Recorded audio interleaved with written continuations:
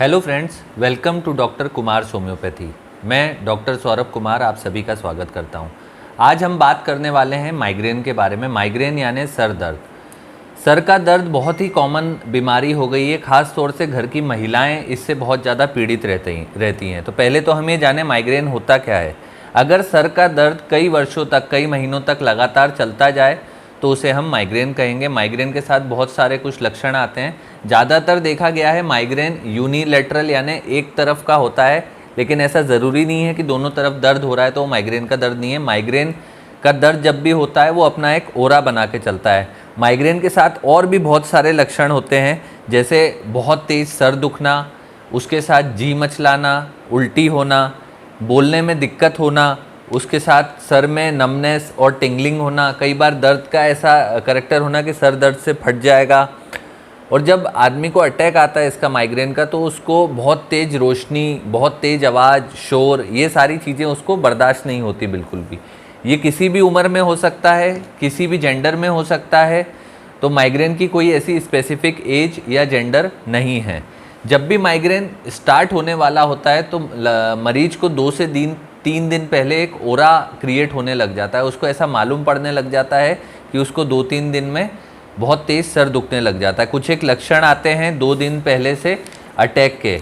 वो लक्षण जानना बहुत ज़रूरी है। वो लक्षण है, एक तो कुछ खाने की बहुत ज़्यादा इच्छा होगी। वो खाने की कुछ भी इच्छा हो सकती है, चाहे मीठा, नमकीन, तीखा, ऐसा कुछ भी एक स्वाद उसको खाने की बहुत ज़्यादा क्रेविंग करेगी। इसके बाद वो डिप्रेशन में जा सकता है, बहुत ज़्यादा अवसाद में चला जाएगा, सोचने लग जाएगा चीज़ों के बारे में। नेगेटिविटी उस समय थोड़ी सी ज़्यादा बढ़ जाएगी। बहुत ज़्यादा थका हुआ, फटिग फील करेगा। उसकी बॉडी का एनर्जी लेवल जो है वो बहुत कम हो जाएगा। उसको बार बार यॉर्निंग यानी उबासी आएगी, बार बार वो उबासी लेगा। इरिटेबल हो जाएगा, छोटी छोटी बातों पे चिड़चिड़ाने लग जाएगा। जो उसका नेक और ये शोल्डर वाला एरिया है यहाँ से पीछे तक, ये बहुत ज़्यादा स्टिफनेस उसको फील होगी, यहाँ पर बहुत ज़्यादा कड़कपन फील होगा। जी कंटिन्यू उसका मचलाता रहेगा। बीमार अपने आप को फील करेगा वो, और कई बार उसको ऐसा लगेगा कि उसको चक्कर आ जाएंगे या वो बेहोश हो जाएगा। पेन जो है उसका एक साइड धीरे धीरे स्टार्ट होना चालू हो जाएगा, और कई बार इस दर्द के कारण से उसको जो है मतली यानी उल्टी भी हो सकती है। अब कुछ एक करैक्टर होते हैं जो मरीज आके हमें बताते हैं, पेन के करैक्टर, जैसे मैं वो आपको डिस्क्राइब करूँगा। जैसे पेशेंट को कई बार पल्सेटिंग पेन होता है, या तो थ्रोबिंग पेन होता है, परफोरेटिंग पेन होता है, पाउंडिंग पेन होता है, या डेबिलेटिंग पेन होता है। ये सारे इसके करैक्टर होते हैं पेन के। कुछ एक ट्रिगर्स भी है, हमें जानना जरूरी है। जो लोग माइग्रेन से ग्रसित हैं, जिनको माइग्रेन की दिक्कत है, तो उनके लिए मैं बता रहा हूँ कि क्या ट्रिगर्स माने कि कौन सी ऐसी चीज़ें हैं जो आपके माइग्रेन को बढ़ा सकती हैं, जिससे आपका सर दर्द वापस से आ सकता है। तो अगर आप इनसे परहेज रखेंगे, इनसे दूर रहेंगे, तो आपका सर का दर्द दूर रहेगा।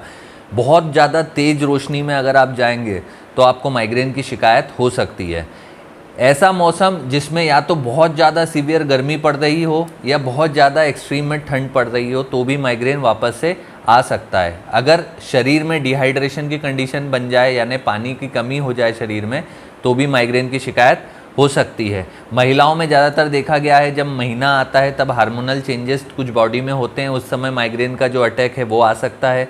अगर इंसान बहुत ज़्यादा स्ट्रेस ले ले तो भी उसको माइग्रेन की शिकायत हो सकती है। अगर बहुत तेज़ कहीं से शोर सुनाई दे रहा हो, या बहुत शोर में वो कंटिन्यू बैठा रहा हो, तो भी उसका माइग्रेन जो है वापस आ सकता है।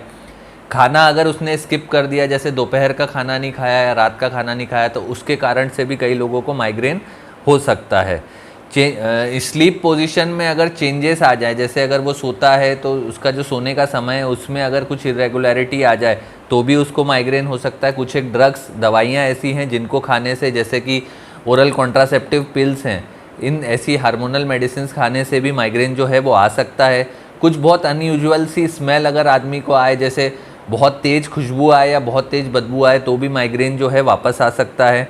कुछ एक फूड खाने से भी कुछ लोगों को एलर्जीज होती है माइग्रेन की, उनको माइग्रेन आ जाता है। स्मोकिंग से माइग्रेन आ जाता है, अल्कोहल से माइग्रेन आ जाता है। बहुत लंबा अगर कोई ट्रैवल कर रहा है तो कई लोगों को ट्रैवल सिकनेस हो जाती है, और ट्रैवल से भी माइग्रेन जो है वो आ जाता है। तो दोस्तों, ये तो बातें हुई हमारी माइग्रेन के बारे में। मैंने आपको बताया माइग्रेन क्या होता है और कैसे हम उससे बच सकते हैं। अब मैं आपको कुछ होम्योपैथी दवाइयाँ बता रहा हूँ जो माइग्रेन में बहुत ज़्यादा कारगर और उपयोगी हैं। आप नोट करें, ध्यान से सुनें।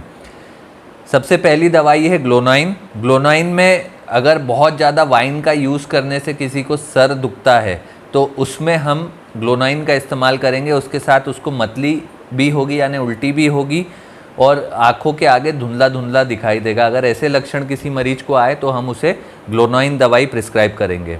दूसरी दवाई है पल्सेटिला। अगर सर का दर्द बिल्कुल बस्टिंग करेक्टर का हो, ऐसा लगेगा कि सर का दर्द से सर जो है वो फट जाएगा, तो उसमें हम पल्सेटिला प्रिस्क्राइब करेंगे।